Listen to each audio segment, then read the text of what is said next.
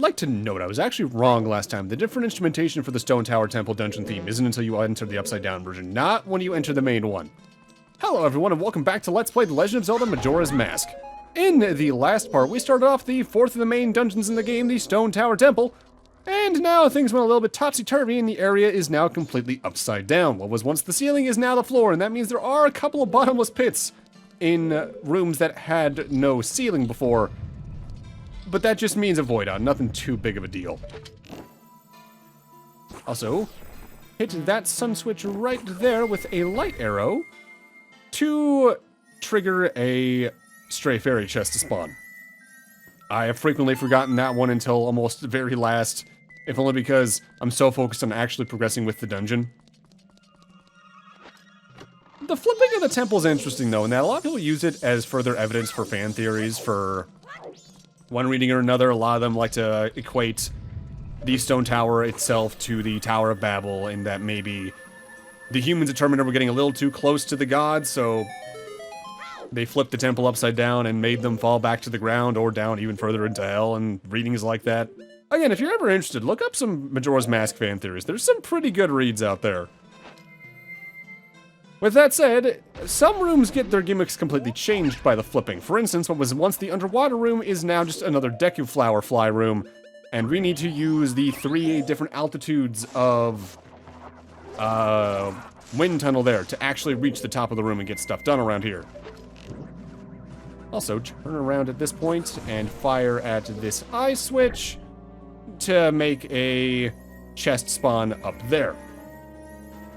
I want to say you can hit that eye switch even before you flip the temple. I just forgot to, honestly. You can then use a hookshot to get in there. Or you can get blocked by weird collision and just decide after about a minute of trying this, screw it, I'm gonna use the Deku Flower. And fly backwards, because it's surprisingly easy to do that. Now, something I could recommend, and I do before we actually reach the boss fight. If you want to make this portion of Stone Tower Temple a little easier, maybe use the next several in-game hours to grind up rupees and then go buy a Chateau Romani from the milk bar. Because the thing is about the light arrows, we're still going to need to use them several times. But the light arrows eat up more magic than, I think, fire and ice arrows combined. So having the infinite magic of that is pretty useful. I do go get one eventually before the boss fight for reasons, but I could recommend even doing that now. Just make sure if you're out there and you do that, to stay consistent with what we're gonna do in this 3-day cycle. Also, stay around until midnight in North Clocktown to save the bomb lady. Also, I'm a little late in saying this, technically. You can tell the difference between a pressure switch you have to hold down and one that stays down based on its color. If it's like yellow or red, it stays down permanently if you just weigh it down. But if it's blue, like any of the ones you've seen here in the Stone Tower Temple, they need to be weighed down by an Elegy of Emptiness statue. It's the only real area in the game where it matters, but it's worth noting all the same. And that's another stray fairy down. If you pay attention to my movements right here, you can see the exact moment I go, wait a minute, because there's still a chest in this room we need to grab. And to grab that, we actively want to go back towards where the Zora swimming room started, past this tunnel, to get this switch that was in this little corridor.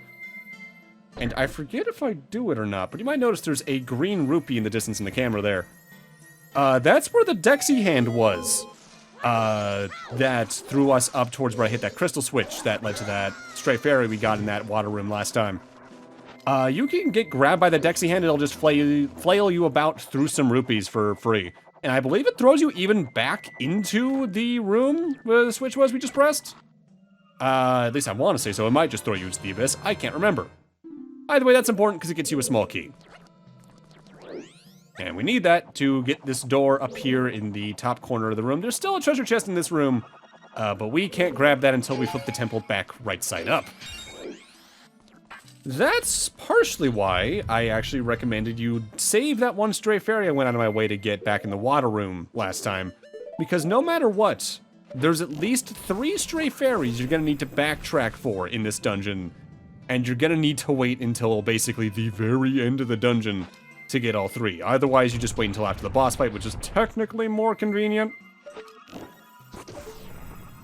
But yeah, like flipping the dungeon right side up twice like this, or flipping it around twice like this, you can eat through your magic pretty quickly here. And admittedly, for this room especially, they keep that in mind, because in this room, we have a block puzzle. There is a block in what is currently the northeast corner, and we need to get it into a little hole in the southwest. But the floors are raised and lowered in such a way that you need to flip the room upside down at least twice? Or no, actually I think like 3 or 4 times to get it into the proper position. Be careful in this room though, because if, say, you're on top of the block when you flip the room upside down, you do get squashed into the ceiling that's now your new floor, and that's a void out. You need to start the entire block puzzle over again, which is just annoying. So, be careful. Oh god. I find this use of the light arrows interesting, if only because from memory, I want to say this is the only time light arrows are actively used for puzzles. For the most part, in 3D Zelda, they're used specifically for, like, the final boss fights and late game enemies to be like an instant kill. I think this is the only time they are outright puzzles. And that's super neat. Sure, the puzzles are kind of one note, but at least it's something. Because, like, let's see, Ocarina you use it for the final boss and the endgame dungeons and enemies. Wind Waker, same deal. I don't even think light... No, light arrows are in Twilight, just, again, final boss. Breath, final boss. And I don't recall them being in the other 3D Zeldas off the top of my head. And I don't think they're in any of the 2D ones, by and large, unless you, again, count silver arrows, which I guess they are ultimately the same thing, especially in terms of their general use. Like, silver arrows, more powerful arrows you get towards endgame that you need to use against Ganon in some games and things of that nature. The fact they actually get a secondary use here that's not just boss killer is pretty neat. Speaking of bosses, tired of this guy yet? No? You have more tolerance than me. Time for fight number 4 against the Wizrobe. The light arrows make pretty short work of him, but at the same time, you see why I don't like this fight? Because, yes, it's an interesting fight the first 2 times in Snowhead, but then they're just like 2 dungeons later, alright, here's the same thing again. And to their credit, at least in this case, the room's a lot bigger and more topsy-turvy, and there's more altitudes to keep in mind. But it just feels weird. It's one of the few cases, again, where this game's limited time really shows its face pretty easily. Because at least in 3D Zelda, you don't usually refight a dungeon mini-boss this many times. Unless it's specifically a case like, it's just an elite enemy, like a Dark Nut or an Iron Knuckle, things of that nature. But killing him makes the next Stray Fairy spawn in, and you need to actually hookshot up to that one, because it allows you to reach this room. And here is that Deku Flower I shouted out last time. We're now in the room, more or less, where we had to use the LG of Emptiness several times to open a door. And this is also, I think, one of the only times in the game you can find standard pose. If you kill them, they also drop their souls, and you can collect them in bottles and sell them at the Curiosity Shop. But there's not really much of a reason to, because I don't even think they sell for that much. In fact, let me look up the prices of everything else that sells at the Curiosity Shop. In the long run. While I'm doing that, though, you can, again, use the Deku Flower bursts when you jump out of it to do damage. But you want to be careful up here, because up here is an enemy type known as a Death Armos. Death Armos, for one thing, using the Stone Mask allows you to completely bypass them. But the way they work is they try to stomp on you. But the way you kill them is by shooting them with a light arrow and then having them stomp themselves into the ground. I think if they do that twice, they explode. Cool design, cool name even, but it's just kind of an annoying thing to fight. And they're not even in that many rooms. I think they're only in this room and maybe one other. Let's see here. Oh, wow, this page actually has the prices of both the things you can sell and you can buy. You can sell the magic mushrooms for Koame and Kotake for 5 rupees. You can sell half of a milk bottle for 5. Fish is 20, bugs are 20, fairies are 20, milk, a full bottle of milk is 20.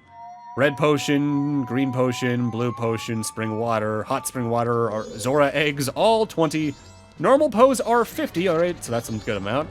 Big pose are 200, gold dust is 200, and you can sell Chateau Romani to get your investment back completely for another 200.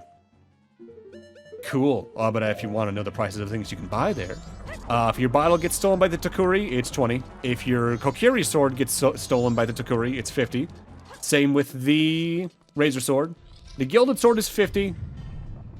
Oh, the next major item we're gonna get from the Stray Fairies here can be stolen, and you can get that back for 100.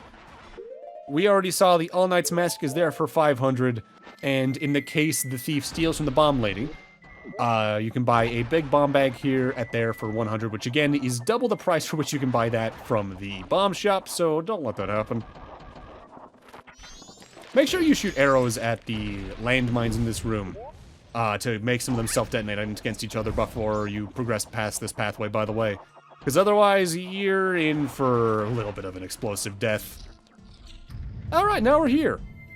So, Bubbles here, I can now show this off. If you shoot them with an arrow, they die and they drop rupees, of course. But if you hit Bubbles or the Gue enemies, who are all over Ikana Canyon with a light arrow, they drop a guaranteed 50 rupees, making them the best way to grind money in the late game, period, because of how fast Bubbles can spawn, especially in Ikana Canyon at night.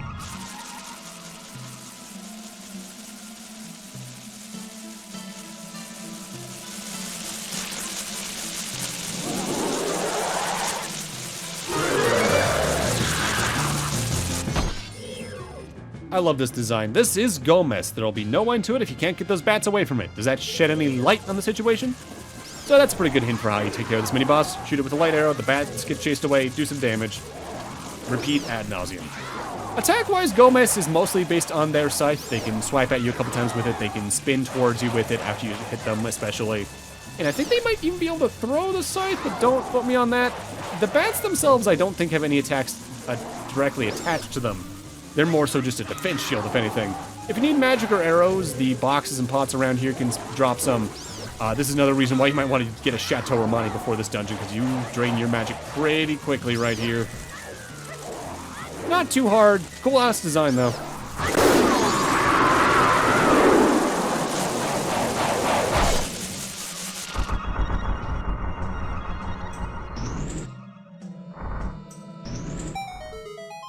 And that allows us to access the next major chest. In fact, I think, yeah, it's the boss key. This is kind of an interesting room, though, because from memory, I think this is one of the few rooms in the dungeon you can only access while the dungeon's upside down. And that's just kind of neat. So now we have the dungeon item, we have the map, we have the key, compass, and we have the boss key. We're more or less good to head after the boss fight. Thankfully, reaching it isn't that big of a deal from here, as the path we took to get to the boss key is just a branch off the path to get there anyway. As you may have noticed, just off to the side from that Deku flower we spat out from a few moments ago, there was another door. That's the path towards the boss fight. I do think in terms of overall dungeon complexity that Stone Tower isn't as hard as like Great Bay, especially on a first run. But the neat mechanic for this area on top of just how they can repurpose the rooms so well just leads to it being an overall cool dungeon and a really cool final one of the main core four. In a lot of ways, it's more of a culmination for the rest of the game than the actual final area. And there's admittedly kind of a good reason for that, because the final area for Majora's Mask, when we get there in several parts, is pretty overall unique. But again, we'll save that for several videos from now. As you may notice when we were firing out of the Deku flower a moment ago, there's another Igor on top of that pillar up there. There might be a good reason for that. Got a Death Armos over here, which you can just ignore this one, honestly. Our main goal here is to hit that switch in front of it, because that will make another chest spawn in, and we can then hookshot up to that to reach the boss room. Or at least reach the path that gets us to the boss room. You might notice, though, this chest is what's on the floor for the entrance to the dungeon when it's right set up, so that's another stray fairy we're gonna need to backtrack for. As much as I like the Stray Fairies a lot as an idea because it gives you another thing to do in the dungeons that's not the Skulltulas and is overall more important than things like the Skulltulas, I do think they could have done a better job placing them, like doing more like the one that was hidden in the Skulltula in Woodfall Temple. There are, I think, a few too many in chests. I think overall when it comes to like finding them, the most fun set to find is, and honestly, it might be Snowheads, because that uses so many of the abilities you have up to that point.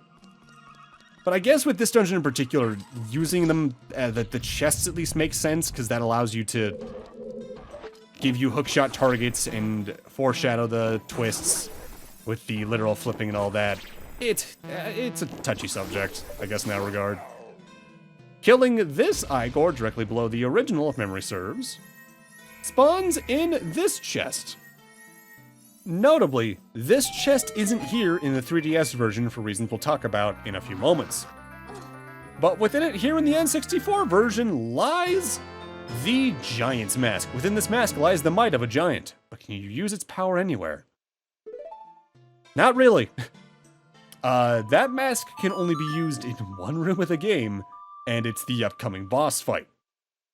In fact, they move it to the boss room in the 3DS release. I'll talk more about that again in a few moments. For now, though, I actually want to leave the dungeon and head back to Clocktown, because there's a couple things we can get done here now.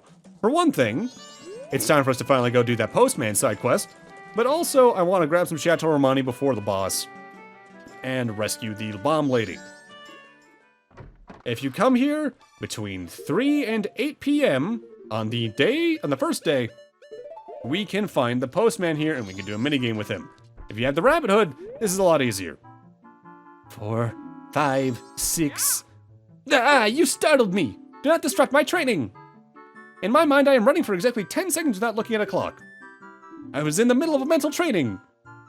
You may make fun of me, but this is quite difficult. Will you try? Sure. Press A to start. Count 10 seconds, and the precise moment you think you've hit 10 on the dot, press A again. So it's pretty much what it says on the tin. After about 3 seconds, the timer goes away. Press A when you hit 10 seconds hits. Bang. Your time was 10:10. Oh, almost. That was a close one. Oh, nothing, just talking to myself. You look like you want to try again. I'll let you try, but it'll cost 2 rupees. Will you start? I'll try again? No, but also yes, because if you put on the bunny hood, as what I think is just only meant to be a reference to the fact that the postman's the running man who wanted the bunny hood as part of the Happy Mask Salesman's quest in Ocarina, the timer will not disappear after the 3-second mark and is visible the entire time, meaning it's a lot easier to hit that 10 seconds on the dot. And there we go. Your time was 10 seconds. Huh? 10 seconds? That's amazing! You have reflexes suitable for a postman. As thanks for showing me something impressive, I'll give you this. And that's another heart piece down. We're getting down to the last couple at this point. So now, we're just gonna skip straight to 10 o'clock so I can grab myself the Chateau Romani. Because this is going to make the boss fight a lot easier. You don't need to do this, though, if you're playing the 3DS version because of the changes the boss fight got. I could still recommend it to make the first phase easier on you, but it's not needed. And I might as well just take a swig of that right now. Mmm. Creamy. And with that, our next order of business is to go save the bomb lady in North Clocktown at midnight. Now, I mentioned before that there is a third version of this scene you can see. You can let the thief escape, you can hit him with your sword to rescue the bomb lady's things. But there's also the fact you can kill him if you hit him or the bag with an arrow.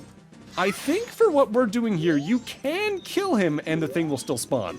Because the important thing we're doing here is by rescuing the bomb lady's things. The big bomb bag will not be at the Curiosity Shop on the third night, it will instead be the All Knight's Mask. And I think you can kill him, and that scene will happen, or you'll still get that reward.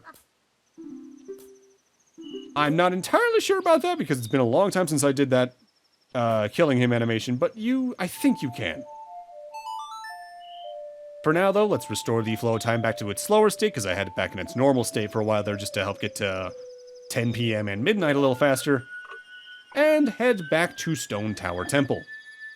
But with that, I'm gonna need to end this off here. Thank you guys for watching, and in part 27, we're gonna be heading back to Stone Tower Temple and finishing that up. See you guys then.